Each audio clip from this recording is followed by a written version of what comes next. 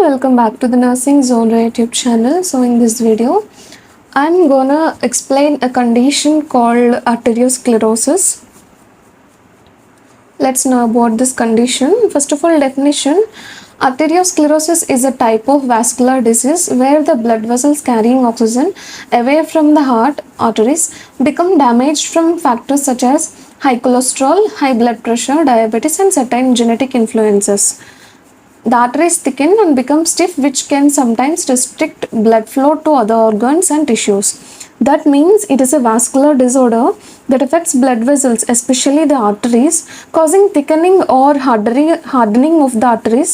As a result of this, there is restriction of blood flow to the other organs and tissues. There are three types of arteriosclerosis. First one, atherosclerosis.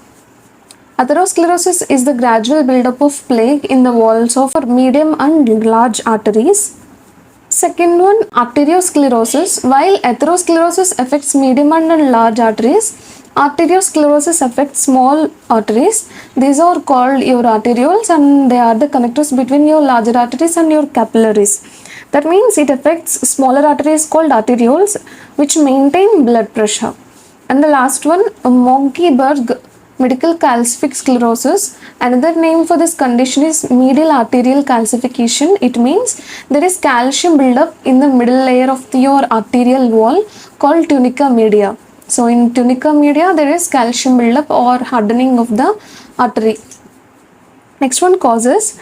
These are the following causes of arteriosclerosis, such as high cholesterol, high blood pressure, high triglycerides, insulin resistance or diabetes, obesity, smoking or use of other tobacco products, inflammation from other diseases. And these are the risk factors of arteriosclerosis. People with chronic kidney disease, high blood pressure, high cholesterol, increasing age, lack of physical activity, metabolic syndrome, tobacco use, type 2 diabetes. So people having these and all or one of these may develop arteriosclerosis in future or in present.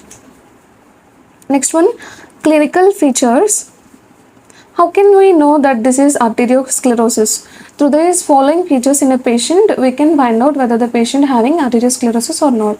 The first clinical feature, burning or racking pain in your feet at rest, changes in how often you pee or you urinate, chest pain or discomfort, dizziness, dry, itchy or numb skin, fatigue, heart palpitations, leg pains, nausea or vomiting, shortness of breath, slurred speech or trouble communicating, sores on your feet, swelling or edema, vision loss in one eye, weakness on one side of your body.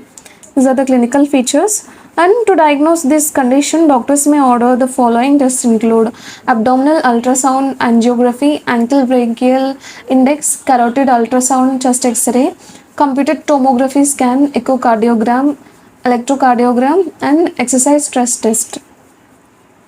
To manage this condition, doctors may order or prescribe the following medications called cholesterol medications to protect heart arteries, and aspirin to prevent platelets from forming blood clots, and beta blocker medications to reduce blood pressure and the heart and to maintain the heart rate and to diminish the chest pain and to maintain a regular heart rhythm. Next one, angiotensin converting enzyme inhibitors to lower your blood pressure and to lower the possibility of heart attacks or MIs, and calcium channel blockers and diuretics to reduce the blood pressure, and the clot bursting drugs may be ordered by the physician based on the your condition.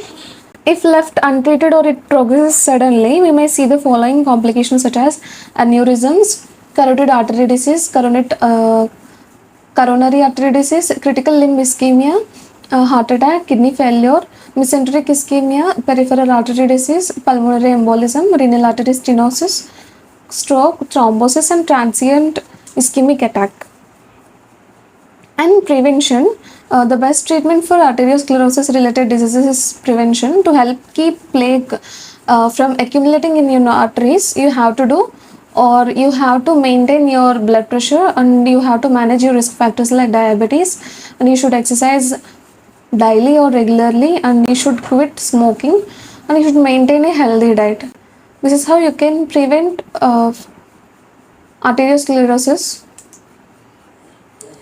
So far we have discussed about the definition, types and causes, risk factors, clinical features, diagnostic evaluations, management, complications and prevention.